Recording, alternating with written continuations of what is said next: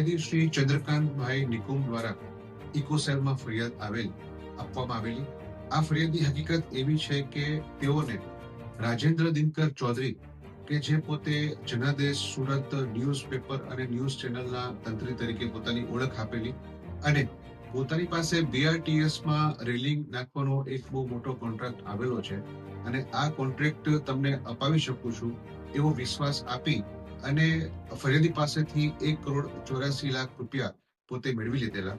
હકીકતમાં આવો કોઈ પણ પ્રકારનો કોન્ટ્રાક્ટ બાબતે SMC દ્વારા તેઓને કોઈ પણ પ્રકારની બાહેધરી કે કોન્ટ્રાક્ટનો ઓર્ડર એવો આપવામાં આવ્યો ન હતો, પરંતુ પોતે એક તંત્રી ન્યૂઝપેપરના છે અને પોતાની પાસે બીજા ઘણા બધા આવા કામો આવી શકે છે.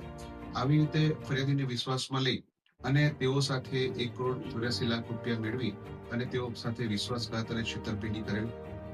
આવો જ એક બનાવ આજ આરોપી રાજેન્દ્ર દિનકર ચૌધરી વિરુદ્ધમાં અન્ય અમારે જ ઇકોસેલમાં નોંધવામાં આવેલો છે, જેના ફરિયાદી છે સુખદેવ પાટીલ.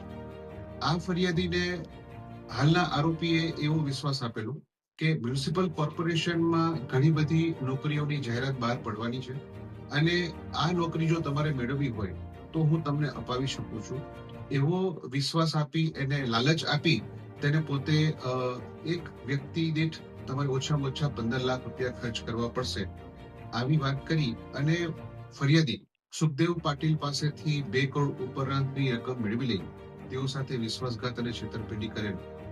આ બંને ગુના અમોએ ઇકોસેલમાં દાખલ કરેલા હતા અને ગુનો દાખલ થતા જ આરોપીને આ બાબતે પહેલેથી જ જાણ થઈ ગયેલી કે મારા વિરુદ્ધમાં ફરિયાદ નોંધાવવાની છે. તેથી આરોપી નાસી ગયેલો હતો અને અમે અમારી બાતમી આધારે આરોપીને રાજેન્દ્ર દિનકર ચૌધરીની ધરપકડ કરેલ છે.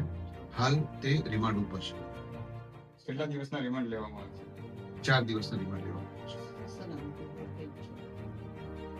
આરોપી વિરુદ્ધ ભૂતકાળમાં હાલમાં ઇકોસેલમાં 2 ગુનાની તપાસ ચાલી રહી છે.